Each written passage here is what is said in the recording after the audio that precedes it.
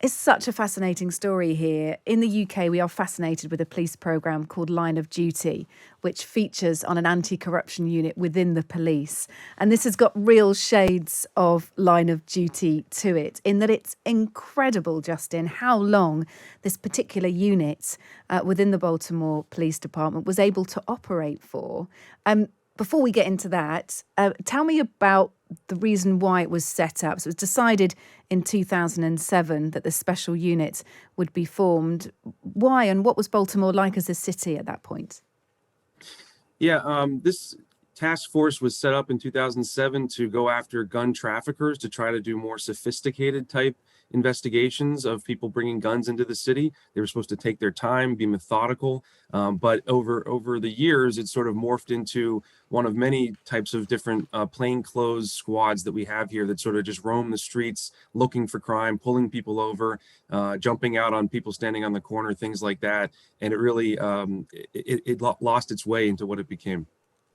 So it was aimed to try and trace guns, to try and crack down on guns rather than drugs, which was also a problem in the city at the time. What were crime rates like? How much was the city dominated by crime at that point? I mean, Baltimore's just historically struggled with high crime rates and violence. This was actually a period, though, where it seemed like the department was getting a handle on things. They were surging towards 300 homicides, a mark that hadn't been seen since the 1990s. The new police commissioner said he was going to adjust tactics, and they were able to stem that tide and get the homicides down below 200 for the year for the first time since the 1980s. Unfortunately, the way they were doing that was by beefing up the plainclothes units I just referred to and sending them into these historically violent and impoverished neighborhoods, and really being very, very quite aggressive. And as we would come to find out, there was a lot of abuses taking place that were not being adequately dealt with because they were pleased with the efforts in bringing down the violence. So it was focused on the target and not necessarily on the manner in which that target was reached. Yeah. Tell us what happened then in the years after the GTTF was established. Well, so over time, this unit became they had the freedom to roam the city. In 2015, we saw the death of Freddie Gray. It was a young black man who was taken into custody and died while he was being taken to the jail. We saw, uprisings, protests, which eventually sort of spilled over into rioting and looting. And the Justice Department, the federal Justice Department, was brought into the city to try to, investigate this police department, to try to uncover those abuses that have been going on without being properly addressed, as a precursor to what's called a consent decree, which is where the federal government, a judge, oversees reform in the police department. But even with that occurring, even with that sort of oversight that you would think would cause everyone to sort of straighten up and be on their best behavior, this gun trace task force was robbing drug dealers. They were doing searches without probable cause, lying in their paperwork, even taking drugs off the street and reselling them. And it wasn't the federal government that really uncovered it through their investigation. They were doing one thing, the officers were doing another. It was a suburban drug investigation that caused this police misconduct to be uncovered, and it's continued to it continues to be uncovered to this day. Really, yeah. Okay. We just had a trial last month that revealed even more things that were going on. So we're still peeling away the layers of this. Okay. We'll get more into sort of how it was busted, I suppose, a little bit later on. But I'm keen to help paint a picture of the guys in this gun trace task force. You mentioned that they were seizing drugs and then selling them. They would happen upon large amounts of money and decide that by taking 20% of that money, no one would ever report them, no one would ever, land them into any trouble, and they were able to keep huge amounts of money. They lived sort of in the shadows as well, worked in the shadows, so that there was no high-profile element to them at all, was there? This specific task force. Yeah, that was an interesting thing for me as a journalist in town who's been covering the department for a long time. This unit really wasn't something that we heard about. They weren't they were viewed within the agency as special. But because of the type of work they were doing, we tend to cover murders, and we cover the way the district commanders are running the districts and how the patrol officers are spread out throughout the city. And the officers who are sort of every day pulling people over and getting guns, that often did not rise to a level where it was really part of our consciousness, and it should have been, because again, for the department, this was their bread and butter. These were the guys that they really entrusted to bring down the murder rate. I want to differentiate the squads. You think about undercover officers who assume a different identity or work in the shadows. These are guys who go out wearing just sort of jeans, baseball caps, hooded sweatshirts with a vest on, and drive an unmarked car and drive around. They're called plainclothes officers. And in the city, they became known as knockers and jump out boys because of their aggressive tactics. Okay, and these guys were part of that GTTF. Yes. Give us some other examples. I mean, they were able to get away with this for such a long time. And of course, you've been uncovering it and documenting some of the things that went on. You've given us a few examples there, but what else did they do? How are they able to get away with it for so long? Yeah, I mean, to answer the second question, I think it's a combination of a couple things. There was a lot of people that they targeted were in fact dealing drugs, and if officers if they seize 18 kilograms of cocaine and it ends up in evidence control as 16 kilograms, it's not in that person's best interest to say, hey, there was actually more drugs there, I should get more prison time. Similar with the money. The money is often indicative of the volume of drug dealing. And so if there was $200,000 seized and 180,000 made it in, or even 100,000, they're very unlikely to report that, unlikely to be believed. And defense attorneys became hardened to that. Defense attorneys told me that they often told their clients, listen, this isn't going anywhere. That may be true, but no one's going to believe you. And the officers thrived on that. They knew that as well. As you heard in that clip from the TV show, the officers' sort of motto was, if you aren't getting complaints, you aren't doing the job. That it was inherent that if you're going to be aggressive and go after the worst of the worst, go after the criminal element, that they're going to make complaints, often false complaints, to try to throw you off their track. And this environment, I think, coupled with the fact that the internal affairs investigations just weren't very good, they were very low quality, low effort, allowed them to thrive. You asked for additional examples. I mean, there was one case where they made a record-setting drug bust. They called a press conference, laid out all the drugs on the table, but some of the drugs had been left behind in a van, and the officers conspired with a confidential informant to sell the drugs and split up the money. There's also incidents of drugs being planted on people, BB guns being planted on people. There was one case where a man was chased, and he was struck by an officer's vehicle. And then when they searched him, they didn't find anything. There was no drugs, no guns, and they needed to be able to justify the fact that they had chased him and struck him with the car. So another officer delivered a BB gun to the scene to be planted as justification that the officer saw a gun. So it really ran a wide gamut of So they were running wild, weren't they, effectively, without any remorse? Yeah, I mean, that one case I told you about, the officer who walked onto the crime scene and dropped a BB gun on the ground and kicked it underneath of a vehicle. I pulled all the records from that investigation. His name doesn't even show up as being there. So you can understand how, it really took this case being brought and people needing to cooperate with the government to try to work off their sentences, that to really find out the true scope of it.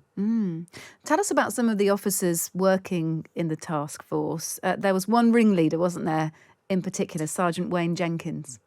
Yeah, my book, We Own This City, focuses on Sgt Wayne Jenkins, I think, because not only was he viewed as one of the best officers the department had, they really relied on him and his work. But obviously, as we came to find out, he's probably one of the worst officers that's ever worn the uniform. In his career, he joined the agency in 2003, and his career really tracks with the different efforts the police department was trying over the years to combat crime. And you can see him moving through those worlds and becoming more and more emboldened.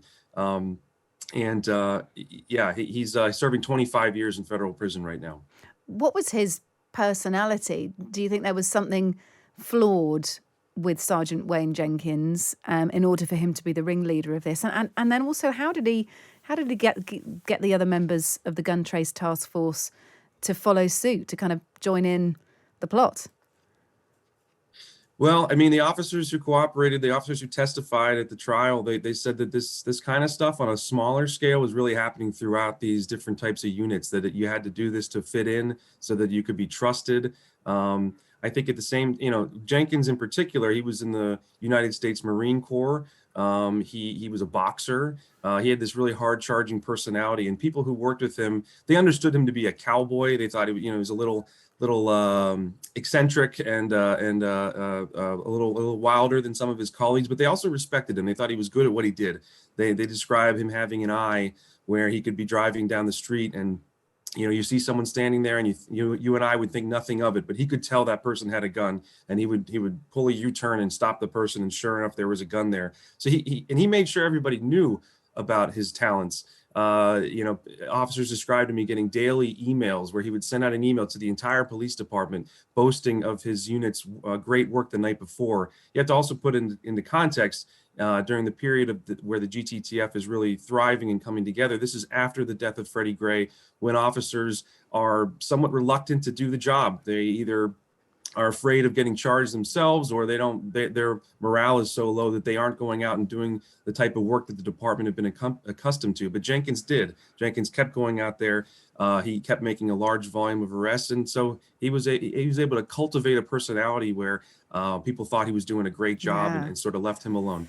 Were there any signs within Jenkins' lifestyle, or indeed those who operated with him within the task force, that indicated what they were doing?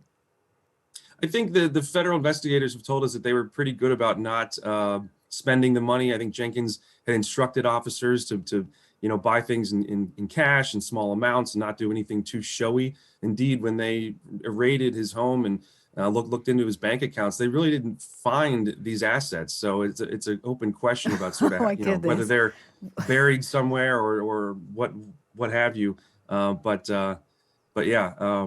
But I think that it's important to say there were complaints, though. I mean, we eventually were able to see their disciplinary record and the complaint history against them, and people were complaining. These complaints just weren't being properly investigated. Yeah, because he was boasting so much about the good work the unit was doing. And let's pick up again on the culture and the climate, I suppose, around policing, particularly in Baltimore, during the time that this particular unit, who were there to trace guns, but were effectively undergoing and taking part in huge amounts of corruption instead of catching criminals. Well, they were catching criminals, but they were also doing so in a very corrupt way and taking gains for themselves as well. Whilst all that was going on, there was a deep mistrust, wasn't there, of the police force in general. You mentioned Freddie Gray a little bit earlier, a young African-American man. He died of neck injuries suffered in police custody. And it led authorities to call for reform. Did that reform happen at that time? No, in a word, no. This is in 2015.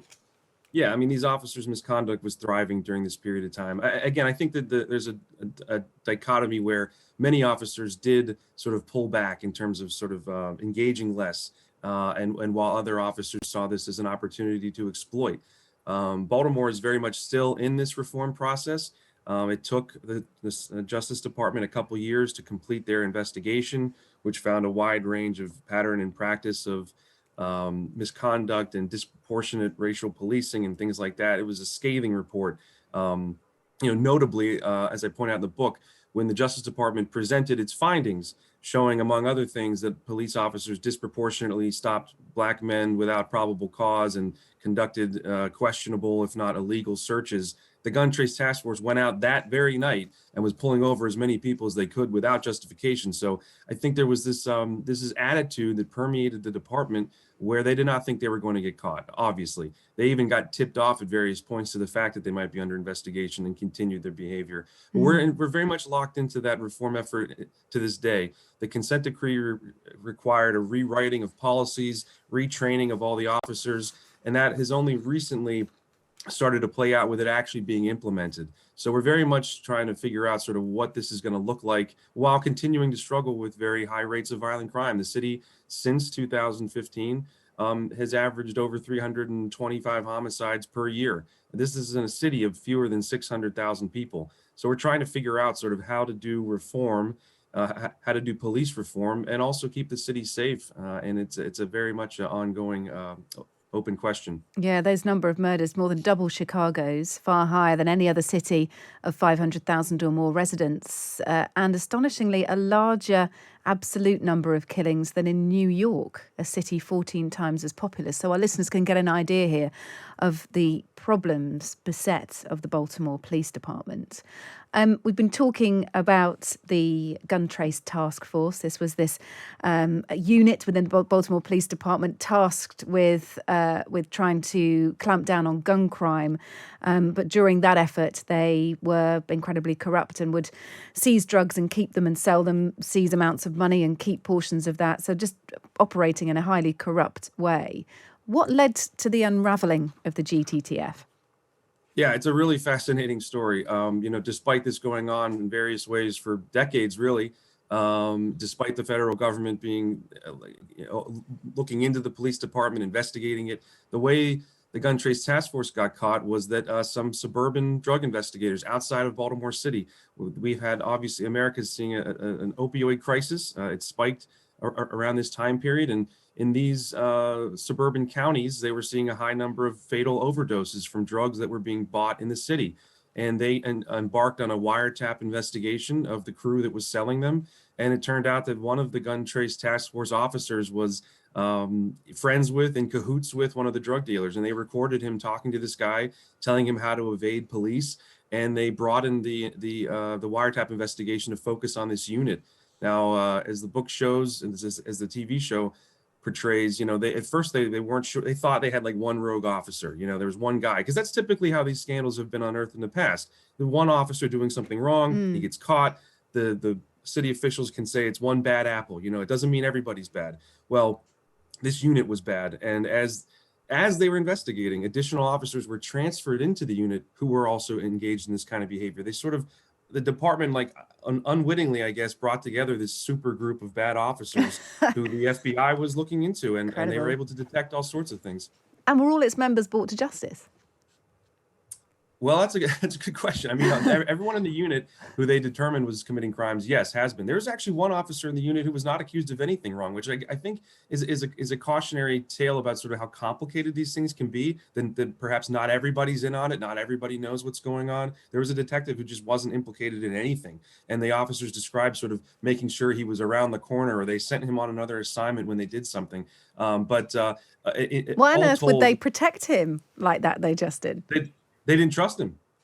They thought that he might talk, that he wasn't going to partake in what they were doing. There's one example of an officer who was brought into the unit. He was a young guy, and he looked up to Wayne Jenkins, and he gets pulled aside one night and sort of driven to a dark area and asked, hey, what do you think about taking money from drug dealers? And he says to them, he thinks they're testing his integrity, that they want to make sure he answers in the negative. And he says, that would be a terrible thing. I would never do that. And they said, good answer. And the next thing he knows, he's found himself transferred to a different unit. So I think that goes to show that a lot, one of the things I tried to accomplish was the book was trying to answer, okay, this was rampant. This was going on for a long time. How in the world could people not have known, or did they know? And what, how much did they know? What more could have been done? And we try to answer that question a bit in both the show and the book.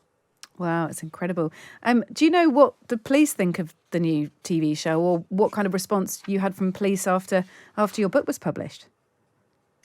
I think surprisingly, officers now know, if there was ever an effort to deny that this took place, I think there have been very thorough investigations. There's been officers themselves who were convicted explaining what they did and how they did it. I think there's an acknowledgement that this did in fact happen. I think it's certainly embarrassing for the police department, but the commissioner, for example, has not denounced the show. He's denounced what happened. He said that we need to fix this. We need to be better than this. And so I think there is an acknowledgement there. But again, it is certainly another black eye for the city, for this department to be here again, talking about this kind of thing. I think we need to fix these things if we don't want there to be, books written about them. Yeah, and you mentioned that Baltimore Police Department is still going through reform. It's still very much a work in process. And, also after the nature of Freddie Gray's death, as we mentioned, a young African-American man died of neck injuries suffered in police custody. There's also the fact that we're coming up to 2 years nearly since the death of George Floyd. How did George Floyd's death, did that affect the Baltimore Police Department, the way the police department worked at all? I think, again, our reform efforts were underway. So this is a department that was already engaged in that process. I would say notably the response from the local community was, while we saw unrest, fires, looting, things like that after Freddie Gray, this time, I think people having gone through that here already, they marched in the streets. They protested outside of City Hall and the police department, but it was a much more muted response. I think everybody wants reform here, and they recognize that that's happening. I think a lot of people are questioning what the role of the police department should be, however, in this city. That if the police aren't going to be jacking people up, if they aren't going to be very aggressive, and we see these high crime rates, sort of what exactly is this department capable of when it's functioning the way it's supposed to? And so there's a lot of conversations around defunding the police that aren't so much about necessarily, abolishing the police force, but taking a tough look at sort of where we allocate the funds in this city, and is it going to places that can actually make change? I think that's been a big part of the post George Floyd conversation here in Baltimore. Look, you've been a journalist for years and years in Baltimore, 17 years at the Baltimore Sun. You're now with the Baltimore Banner. It's a new non-profit model for local news. But in your reporting, do you feel like there is hope for reform? Do you get any negative reaction from police officers or the police who sometimes won't cooperate with you because of the stories you expose? I know that there was another one in 2010 as well. Your reporting led to an overhaul in how Baltimore police officers investigate sexual assaults, for example. Yeah, I think there's a lot to mine here in this police department, and I try to be fair. And I think that the officers who are willing to talk to me recognize that I'm trying to get to the heart of these issues. As far as the potential for reform, I think that right now every officer is wearing a body camera. That wasn't the case towards the tail end of the gun trace task force scandal, and I have to think that at least contributes in some way to curbing misbehavior. The department's really beefed up the number of people investigating internal affairs complaints, and again, there's this federal judge that's overseeing this all to ensure compliance. I think the challenge is that residents who've been through this, who've been experiencing this for years, decades, have experienced it acutely. I think they're very, very much are skeptical that this department, can change. And again, as I said earlier, I think we're also operating under this very intense, pressure of continuing high violence. And so, that's what one of the things I'm working on for the Baltimore Banner, which, thank you for mentioning it, is my new outlet. I'm writing a story about sort of what do we want police to be, and I'm taking an in-depth look at the police department and everything they do, including reform, to try to figure out, are things getting better, and sort of what's the end game here? What is this department going to be able to do if in fact it reforms? But that trust is going to take a very, very long time to repair. Yeah, such a complex story. And also sort of in terms of the gun trace task force as well, a huge account of mass police corruption. It makes you wonder, it makes you flabbergasted really about how such a thing can go on for so long. Justin's book is out at the moment. You can read that. It's called We Own This City. And the author is Justin Fenton, who we've been speaking to today. The TV show is available in June on Sky Atlantic and Now TV. Justin Fenton, thanks for speaking to us. Okay, thank you so much. Cheers.